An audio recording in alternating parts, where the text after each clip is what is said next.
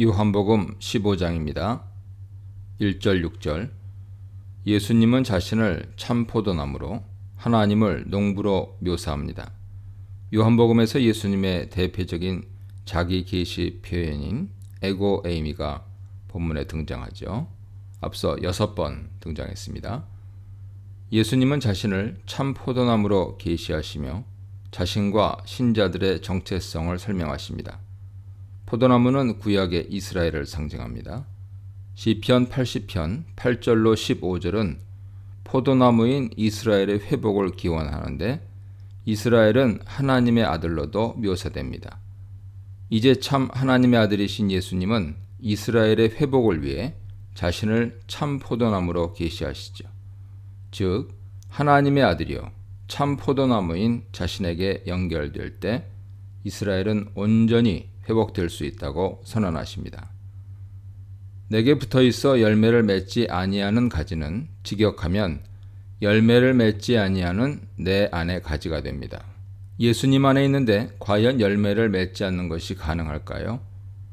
여기에 대해서는 많은 논쟁이 있지만 결론을 말하자면 예수님에 대한 참된 믿음이 없는 형식적인 믿음의 소유자를 암시합니다. 겉으로는 믿음이 있는 것처럼 보이지만 사실은 내면의 변화도 없고 그래서 삶의 열매도 없는 사람을 가리키죠. 이런 사람은 열매가 없을 뿐 아니라 결국 아버지에 의해 제거됩니다. 열매 없는 가지에 대한 아버지의 처분은 6절에서 더 구체적으로 설명됩니다. 하나님께로부터 끔찍한 심판을 받게 된다는 것이 예수님 말씀의 요지죠. 그러나 열매를 맺는 가지는 아버지께서 깨끗하게 하여 열매를 더 맺을 수 있게 하십니다. 깨끗하게 하다. 카파이로는 포도 열매를 맺는 가지에 더 영양분이 공급되도록 나머지 장가지를 잘라내는 가지치기를 일컫습니다. 이를 그리스도의 훈련으로 해석할 수 있겠죠. 그리스도인이 성화를 이루기 위해 하나님으로부터 받는 고통스러운 훈련을 가리킵니다. 이를 통해 그리스도인은 윤리적으로 좀 더 성숙한 삶을 살게 되죠. 따라서 이를 도덕적인 깨끗함, 정결이라 할 수 있습니다. 다른 한편 제자들은 예수님 말씀으로 이미 깨끗한 상태가 되었습니다. 그런데 이미 깨끗하게 된 자라 할지라도 십자가의 은혜를 통해 매일 정결하게 되어야 합니다. 13장 10절 보세요. 십자가 보혈을 통한 정결은 그리스도인의 최초 믿음에도 필요하지만 그리스도인의 성화에 지속적으로 필요합니다. 따라서 3절이 말하는 깨끗함이란 계시의 말씀을 통한 그리스도인의 정결이고 2절은 하나님의 훈련을 통한 도덕적 정결 혹은 십자가를 통한 제의적 정결을 의미한다고 할 수 있습니다. 그리스도 예수 안에서 그의 말씀으로 깨끗하게 된 그리스도인은 계속해서 그리스도 안에 머물러야 합니다. 그리스도에 대한 참된 믿음을 통해 날마다 정결하게 되어야 합니다. 믿음으로 말씀을 순종하여 하나님께 훈련받아야 합니다. 이런 모든 과정이 요한복음이 말하는 믿음이죠. 예수님 안에 거하는 것입니다. 이런 그리스도인 안에 포도나무이신 예수님이 거하십니다. 예수님과 그리스도인의 상호 거주는 믿음을 통해 이루어집니다.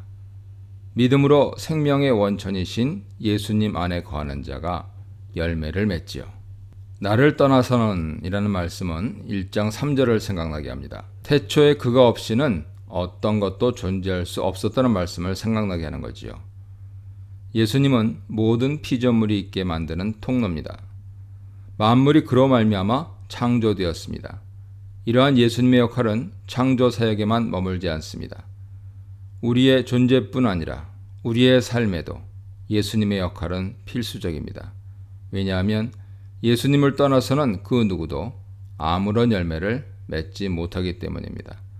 오직 예수님과 함께하는 자만이 영생을 얻고 영생의 열매를 맺습니다. 7절로 12절입니다. 예수님 안에 거하는 자에게는 예수님의 말씀이 그 안에 거합니다. 예수님의 말씀으로 그와 함께 하시는 것입니다. 그리스도인은 예수님의 말씀을 따라 정결해집니다. 말씀을 믿고 순종할 때 예수님이 그 안에 거하시죠. 말씀을 통한 예수님과 그리스도인의 상호 거주는 그로 하여금 기도의 응답을 받게 합니다. 이는 그리스도인이 참 믿음으로 예수님 안에 거하는 삶을 살 때 기도 응답이 이루어진다는 말이죠. 이때 기도는 자기 욕심을 채우기 위한 기도가 아니라 예수님과의 참된 연합을 통해 예수님의 뜻을 구하는 기도입니다. 그렇기 때문에 이런 기도는 많은 열매를 맺고 아버지께 영광이 됩니다. 너희는 내 제자가 되리라 하는 것은 열매를 맺는 삶, 아버지께 영광을 돌리는 삶, 그리고 제자도가 서로 깊이 관련되어 있다는 것을 보여주는 말씀입니다. 7절은 예수님 안에 거하는 삶은 예수님의 말씀이 그 사람 안에 거하는 삶이라 했습니다. 이러한 사람은 기도의 열매를 맺죠. 7, 8절을 종합해 볼 때 말씀과 기도, 열매와 하나님의 영광은 그리스도인의 모습을 전체적으로 표현합니다. 그래서 이러한 그리스도인을 예수님은 내 제자라 하시죠. 예수님 안에 거한다는 것은 또한 그의 사랑 안에 거하는 것입니다. 예수님은 하나님이 그를 사랑하신 것처럼 그의 제자들을 사랑하시죠. 그리고 예수님은 자기의 사랑을 받은 제자들에게 자신의 사랑 안에 거하라고 명령하십니다. 예수님의 사랑을 먼저 말씀하시고 제자들에게 자신의 사랑 안에 거하라고 명령하시고 있는 것입니다. 다시 말하면 예수님의 사랑을 먼저 경험하고 난 후 그의 사랑 안에 거할 수 있다는 말입니다. 그렇다면 그의 사랑 안에 거한다는 것은 무슨 뜻일까요? 이것은 그의 계명을 지키는 것과 관련이 있습니다. 이 계명은 형제 자매를 서로 사랑하는 것입니다. 13절로 17절입니다. 예수님의 친구로서 그리스도인은 그의 십자가 죽음을 경험한 사람들입니다. 예수님은 친구 사랑의 모범을 보여주신 분인데 그리스도인이면 누구나 이 사랑을 경험한 자죠. 또한 15절에서 예수님의 친구는 예수님으로부터 계시를 받은 사람으로 묘사됩니다. 예수님은 하나님께 들은 것을 친구에게 알려주시는 분이죠. 예수님은 선택의 주제에 대해 먼저 설명하십니다. 제자들이 예수님을 선택한 것이 아니라 예수님이 세상에서 제자들을 선택하고 부르셨습니다. 요한복음은 마치 제자들이 먼저 예수님을 선택하여 따라간 것처럼 묘사하기도 합니다. 그러나 예수님이 제자들을 선택하셨다는 것은 신약 성경의 일관된 사상입니다. 예수님의 선택에는 목적이 있죠. 본문에서 예수님은 제자들을 선택하고 세우신 분으로 나타납니다. 그런데 예수님의 선택과 세우심의 목적은 두 개의 희나절을 통해서 세 개로 나타납니다. 첫째, 예수님은 제자들이 열매를 맺게 하기 위해 선택하셨습니다. 가서 열매를 맺다 하는 것은 예수님의 파송을 생각나게 하죠. 따라서 선교의 열매로 볼 수 있습니다. 복음 전도로 회심자를 얻는다는 말이죠. 그러나 문맥에서 서로 사랑이 강조되고 있는데 단순히 선교 열매라고 하기보다는 서로 사랑을 통한 선교 열매로 보아야 할 것입니다. 둘째, 예수님은 제자들의 열매가 항상 있게 하기 위해 그들을 선택하셨습니다. 열매의 지속성을 의미하는데 서로 사랑에 기초한 선교의 열매가 지속적으로 나타나는 것을 의미합니다. 그리고 셋째, 예수님은 제자들이 아버지의 이름으로 기도할 때 항상 응답받게 하기 위해 선택하셨습니다.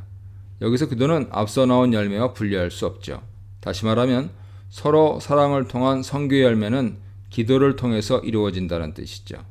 사람의 힘으로 되는 것이 아닙니다. 기도를 통해 사랑하고 기도를 통해 전도의 열매를 맺는 것입니다.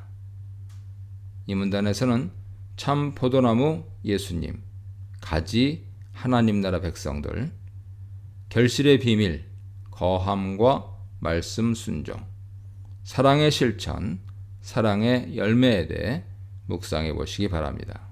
18절로 20절입니다. 일찍이 예수님은 예수님을 믿지 못하는 육신의 형제들에게 세상이 그들은 미워하지 않지만 자신을 미워한다고 하셨습니다. 이제 예수님은 세상이 자신을 따르는 제자들을 미워한다고 하십니다. 물론 이것은 또한 그들을 보내신 예수님을 미워하는 것이죠. 세상은 예수님과 예수님의 제자들을 미워합니다. 여기서 세상은 좁은 의미로는 유대 권력자들과 그 추종자를 가리키죠. 예수님이 떠나신 후 예수님의 제자들이 박해받을 것을 말씀하시는 것입니다. 그러나 요한복음을 읽는 독자들에게는 유대 권력자들에 의한 박해를 넘어 신앙 때문에 박해를 받는 모든 상황을 다 의미할 것입니다. 그들은 유대인들에게 뿐 아니라 로마인들에게도 핍박을 받을 수 있기 때문이죠. 예수님의 제자들이 핍박을 받는 이유는 그들이 세상에 속하지 않고 예수님께 속했기 때문입니다. 예수님의 제자들은 세상으로부터 예수님에 의해 선택받은 자들입니다. 세상과 구분되도록 부름받았습니다. 그래서 그들은 세상으로부터 미움을 받습니다. 따라서 이 구절에서 그리스도인의 정체성은 예수님에 의해 선택받은 자이면서 동시에 세상으로부터 미움받은 자로 설명됩니다. 그러나 이것이 전부는 아닙니다. 왜냐하면 그리스도인은 또한 세상으로 보냄받기 때문이죠. 자기를 핍박하는 자가 포함된 그 세상으로 파송을 받아 거기서 세상을 사랑하시는 하나님의 복음을 전해야 합니다. 박해는 먼저 예수님이 받으셨습니다. 일찍이 예수님은 안식일에 병을 고친다 해서 유대인들에게 박해를 받으셨죠. 주인이신 예수님이 박해를 받으셨다면 그를 따르는 제자들이 박해를 받는 것은 필연적입니다. 또한 반대 경우도 있는데 사람들이 예수님의 말씀을 지킨다면 예수님의 제자들의 말도 지킬 것입니다.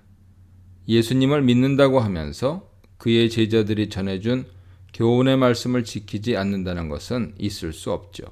예수님의 제자들은 예수님께 보고 배운 것을 전해주었는데 이것이 신약 성경입니다. 따라서 예수님을 믿고 그에게 순종하는 것은 곧 그의 제자들이 전해준 성경 말씀을 믿고 순종하는 것입니다. 이렇게 예수님과 그의 제자들을 주인과 종으로 비유한 설명은 이미 겸손한 섬김을 강조하시는 예수님의 교훈에 등장한 바 있습니다. 13장 16절 보세요. 기억하다 라는 단어를 통해서 예수님은 제자들이 두 가지를 기억하기 원하십니다. 두 가지 다 박해 상황을 가정하고 있습니다. 제자들이 머지않아 당할 박해에서 이 두 가지를 기억하며 믿음을 지키기를 원하셨던 것 같습니다. 첫째, 종이 주인보다 더 크지 못하다는 것을 기억해야 합니다. 그리스도인이 당하는 박해는 예수님을 섬기는 종에게 당연히 따라오는 것이죠. 세상이 주인이신 예수님을 박해하였은즉 그 종인 사도들과 이후의 제자들도 박해할 것입니다. 또한 두 번째로 기억해야 할 것은 사람들이 하나님과 예수님을 모르기 때문에 잘못된 열심으로 그리스도인을 핍박한다는 것입니다. 영적 무지는 참된 신자를 핍박하는 결과를 가져옵니다. 21절로 25절입니다. 세상의 첫 번째 죄는 예수님을 믿지 않고 예수님을 보내신 하나님을 알지 못하는 것입니다. 예수님의 이름은 예수님의 존재와 사역을 일컫죠. 세상이 예수님의 진정한 존재도 믿지 않고 예수님의 사역도 거부하였기 때문에 그들은 하나님을 알지 못합니다. 이러한 이유로 그들은 예수님을 믿는 제자들을 핍박합니다. 다시 말하면 제자들이 세상으로부터 핍박을 받는 근본적인 이유는 세상이 예수님을 믿지 않고 하나님을 알지 못하기 때문입니다. 이 단락이 가리키는 세상의 두 번째 잘못은 하나님을 미워한 것이죠. 세상은 예수님을 미워했습니다. 그래서 핍박했습니다. 그런데 이것은 곧 세상이 하나님을 미워한 것입니다. 왜냐하면 하나님이 예수님을 세상에 보내셨기 때문입니다. 따라서 세상은 하나님을 알지 못할 뿐 아니라 하나님을 미워하는 죄를 저질렀습니다. 예수님의 증언과 사역을 보고도 그를 영접하지 않았기 때문에 세상은 그 죄를 핑계할 수 없습니다. 예수님이 말씀과 사역을 통해 꾸준히 하나님을 증언하셨죠. 자신이 하나님께로부터 왔음을 끊임없이 말씀하셨습니다. 따라서 세상의 변명이나 핑계는 소용이 없을 것입니다. 다른 한편 세상의 이러한 불신앙은 또한 예언의 성취입니다. 세상이 예수님을 미워함으로 율법의 말씀이 성취됩니다. 그들이 이유 없이 나를 미워하였다 하는 말씀은 시편 35편 19절, 69편 4절에 나옵니다. 다윗은 까닭 없이 자신을 미워하는 대적들을 하나님께 고발하며 하나님께서 그들을 막아달라고 하소연합니다. 예수님은 다윗의 고난을 자신의 고난을 예표하는 것으로 이해하시죠. 그러므로 예수님의 고난은 메시아 고난의 성취라고 할 수 있습니다. 26절로 27절입니다. 증언은 요한복음의 주요 주제입니다. 세례 요한의 주된 사역은 예수님을 증언하는 것이었죠. 예수님 또한 증언하는 것을 자신의 핵심 사역으로 제시하십니다. 그는 하나님 말씀을 증언하시고 자기 자신에 대해 증언하시며 진리에 대해 증언하십니다. 또한 요한복음은 다양한 부류의 주체들이 예수님을 증언한다고 하며 예수님의 존재와 사역의 신빙성을 높입니다. 예수님을 만난 사람들이 예수님을 증언했고 예수님의 사역이 예수님을 증언하며 하나님께서 직접 예수님을 증언하십니다. 또한 성경이 예수님을 증언하며 마지막으로 요한복음 저자는 자기 자신을 증언하는 자로 묘사합니다. 다시 말하면 요한복음 저자는 예수님이 하나님의 아들 메시아이신 것을 증언하며 사람들로 하여금 믿어 영생을 얻게 하려고 이 책을 쓴 것입니다. 이 단락에서는 언급되지 않았던 예수님을 증언하는 두 주체가 등장합니다. 바로 성령과 제자들이죠. 예수님은 성령을 보내셔서 성령으로 하여금 자신을 증언하게 하십니다. 진리의 성령이 오셔서 진리이신 예수님을 증언하시는 것이죠. 본문에서 성령은 예수님에 의해 보내집니다. 한편 다른 본문은 성령을 보내시는 분이 하나님이라고 합니다. 아버지와 아들이 보내신 성령의 주요한 사역은 바로 예수님을 세상에 증언하는 것이죠. 또한 제자들도 예수님을 증언합니다. 26절과 연결해서 표현하면 성령은 제자들을 통해서 증언하십니다. 진리의 영이시요 증언의 영이신 성령은 사람을 사용하여 세상의 진리를 드러내십니다. 제자들의 증언 사역은 예수님께로부터 위임받은 것이지만 동시에 성령의 사역이라 할 수 있습니다. 이런 이유로 예수님은 제자들을 세상에 파송하실 때 그들에게 성령을 주십니다. 세상에 파송된 제자들이 증언 사역을 할 때 그들은 세상으로부터 미움을 받습니다. 그러나 세상은 그들의 증언을 듣고도 예수님을 영접하지 않았기 때문에 핑계하지 못할 것입니다. 따라서 그리스도인의 또 다른 정체성은 증인이라 할 수 있습니다. 성령이 증언하시고 성령 받은 그리스도인도 예수님을 증언합니다. 따라서 증언하는 삶은 성령으로 말미암은 열매 맺는 삶입니다. 이 문단에서는 세상에게 거절당한 그리스도인, 예수님의 증거를 거절하는 세상, 성령님과 제자들의 증거의 사명에 대해 묵상해 보시기 바랍니다.